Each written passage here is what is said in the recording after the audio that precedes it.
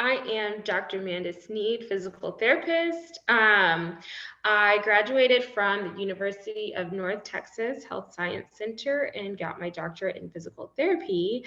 And I specialize in treating the pelvic floor.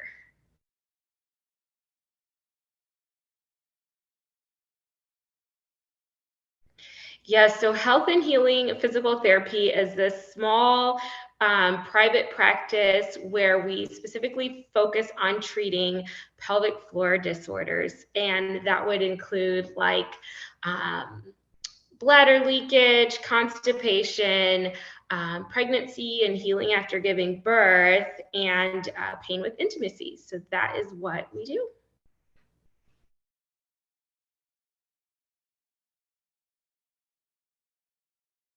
Got the idea starting with myself. So when I got pregnant with my first child, I was so surprised at the lack of support that I felt with pain during pregnancy and even the rehabilitation process afterwards. So, genuinely wondering when I wouldn't be leaking anymore, when that wasn't normal, when, my abs would feel like they could support me again and those sorts of things. And just really feeling like I needed more help recovering myself kind of spurred that decision into looking into this further, and then seeing just how few pelvic floor providers were available in the community kind of sealed the deal for me. Like, this just needs to be something that's accessible. So here I am.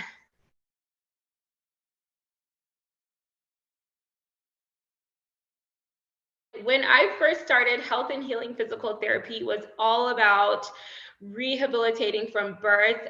My heart was very much with prenatal and postpartum care. I had, set up relationships with all the midwives and the doulas and OBGYNs, and that's very much where health and healing physical therapy was birthed, was seeing that huge need in that population. But I would say over time, it's kind of expanded to encompass more facets of pelvic health, especially as I have changed, particularly with looking at more peri and postmenopausal disorders, seeing hormonal changes with myself and what that does to the pelvic space, and kind of the dysfunction that comes there that I truly feel is just as underserved as that prenatal and postpartum population. And then also now having the resources and the training to incorporate more male pelvic health care is kind of the direction that health and healing physical therapy has gone along the way.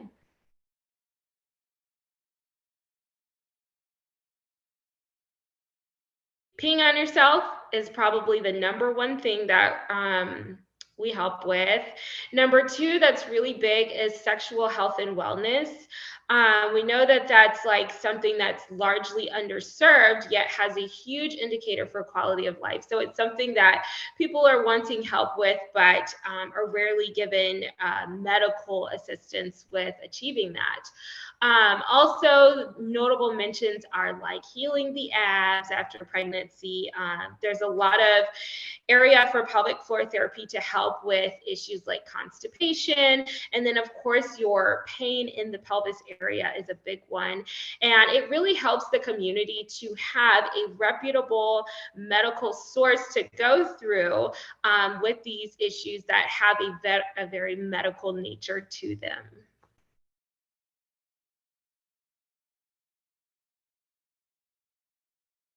The number one misconception is that pelvic floor therapy is just Kegels. And it's like, it just gets me because it's like maybe 5% of what we do.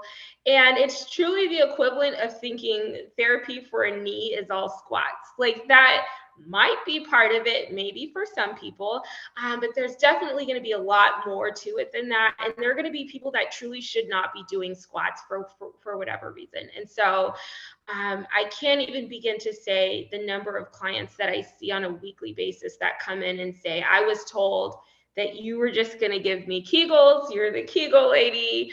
And half the people I see probably shouldn't be doing Kegels. So That is definitely the biggest misconception. And I think that was born out of the culture in the US kind of pushing pelvic health to be something that is a little bit more taboo. We don't openly discuss sexual health and wellness in this country. We don't often openly discuss issues like bladder leakage or fecal incontinence and topics that tend to be more uncomfortable and awkward.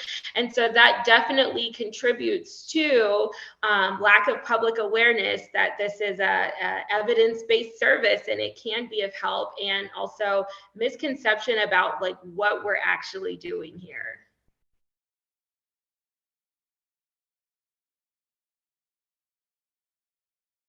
I would definitely start with vetting your therapist pretty well. See if you can research them online.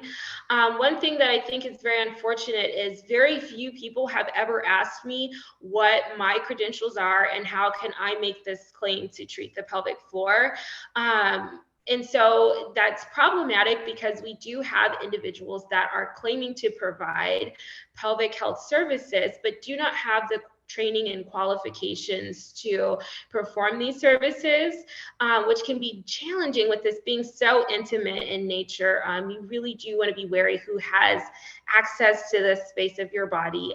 So definitely seeing what the credentials are, what the training is. Generally, there are certifications that you can get through some established board. The American Board of Physical Therapy is one of them. But yeah, that's the biggest one, is probably see what the credentials are there. Another recommendation, probably looking into your therapist's treatment philosophy and trying to get a gauge of how they intend to get you the results that you want. Some of us are more exercise based. Some of us work more with lifestyle management. Some of us are very like hands-on clinicians. We want to have our hands on your body to facilitate the healing process. All of them are very valid and valuable, but just seeing what you might prefer as an individual and making sure that you're seeking a provider that can provide that. And then the third recommendation for finding a pelvic floor therapist would probably be making sure that the person can communicate results to you. So that's probably one of the resounding themes I see amongst people who are looking for a therapist, is not sure of like what to expect. When should I get better? How do I know that this is working? So making sure that individual can communicate that to you, because all cases are very different.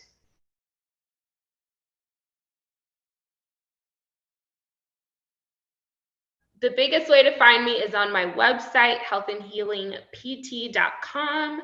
I'm also most active social media on TikTok currently, and my handle is Dr. Amanda Sneed.